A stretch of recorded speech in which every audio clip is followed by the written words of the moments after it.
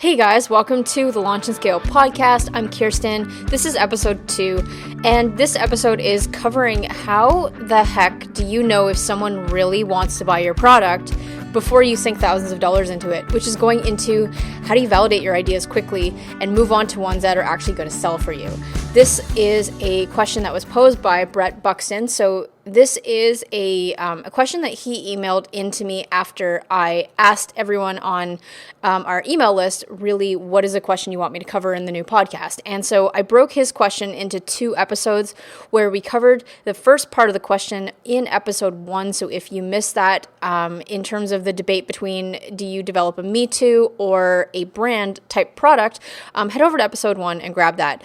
Today's episode is going to be focusing on how to really validate and give you confidence in your idea prior to sinking thousands of dollars into it. As a recap, here is the question that Brett asked.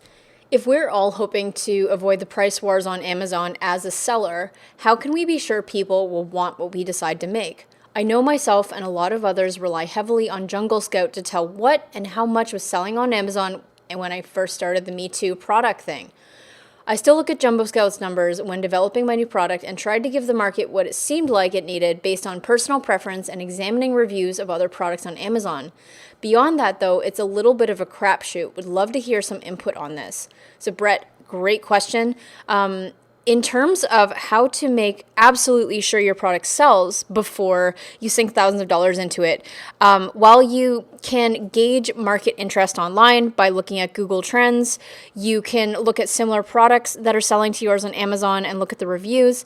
Ultimately, if you are bringing a proprietary product to market that is a new version of something that already exists and something that you patent and something that has IP that you own versus doing the white label side of things by slapping your brand onto an existing product, that information you get from really from Jungle Scout, Amazon, and other like Google Trends is really limited. So how do you know that people are actually going to buy your product? A few weeks ago now, I was going through Netflix late on a Saturday night, we'll say, and I came across a documentary called Mad Men. It is a behind-the-scenes look at Steve Madden, the fashion shoe brand that, as of a couple years ago, was doing over $1 billion in sales in the fashion industry. And because I didn't know much about this brand, I know that I like the shoes, but in terms of the founder, I hadn't really heard much about him. So I pressed play, and within the first few minutes of the documentary, it shows their office in like Brooklyn, I think, New York, and there's something that they did that really stood out to me. And it's really the reason in my mind why Steve Madden is such a powerhouse of a brand and why they've successfully brought products to market over and over and over again that have been bestsellers. And what it comes down to is Steve Madden, when they get an idea for a design, so their head of product design gets an idea or Steve feels inspired by something he sees on the street, then they bring it back to their office and they sketch up a prototype of this new design that was inspired.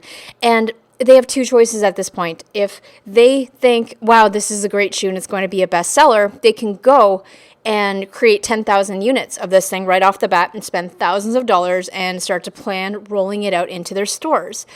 But doing that, they don't have actual concrete evidence of what, like whether the shoe is even going to sell, because they get great ideas all the time, but how do you know that all of their ideas are good? So instead, what Steve and his team does is they have a litmus test. So they take this new prototype, they develop like about 8 to 10 different pairs of these, or maybe 12, but a very limited number. And what they do is that on a busy Saturday afternoon, they go to Soho in New York, they put the new shoes up, and a couple people from their head office will sit and watch how people react to the new shoe.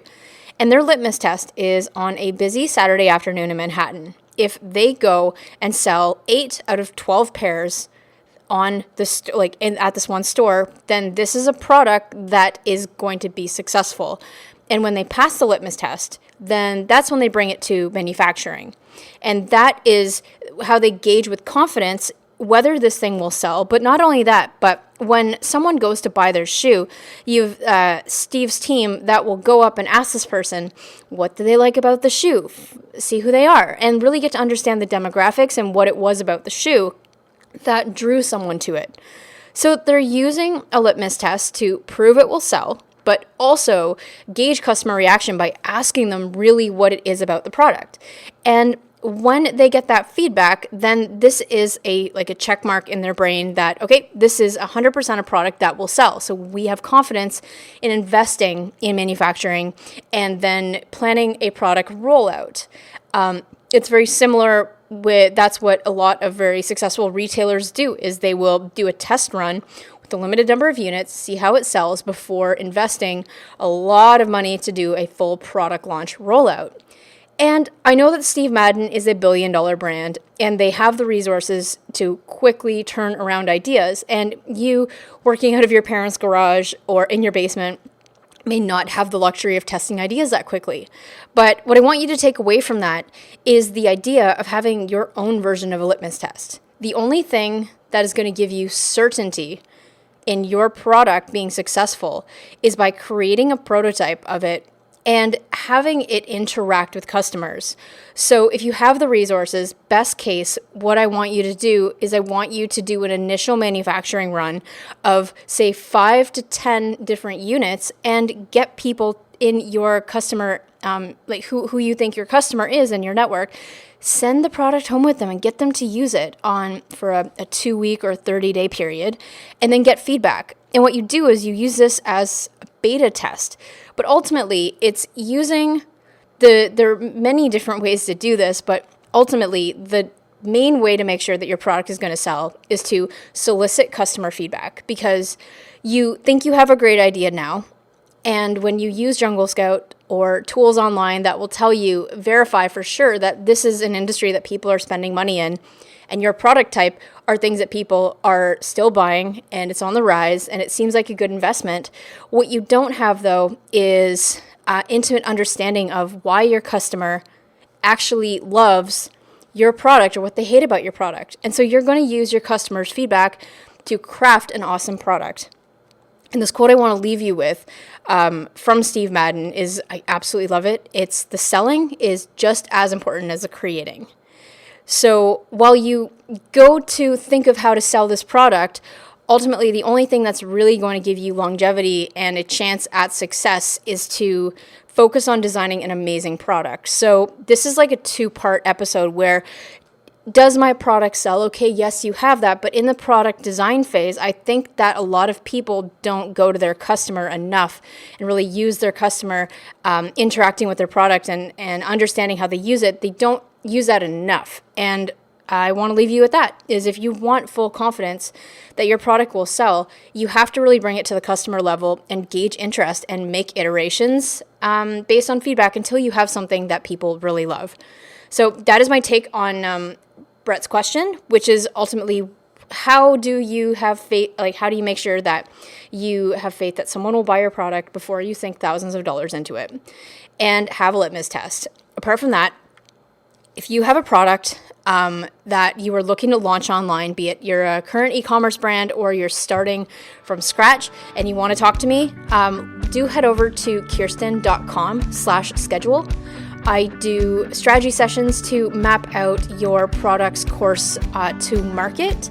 And it's a free session. I'd love to see how we can work together. So my name is pretty impossible to spell. So it's KHIERSTYN.com/schedule. There you'll be able to schedule a free 45-minute session with me. Tell me a bit about your product and your launch goals, and then we'll take it from there. So I'll talk to you guys next time.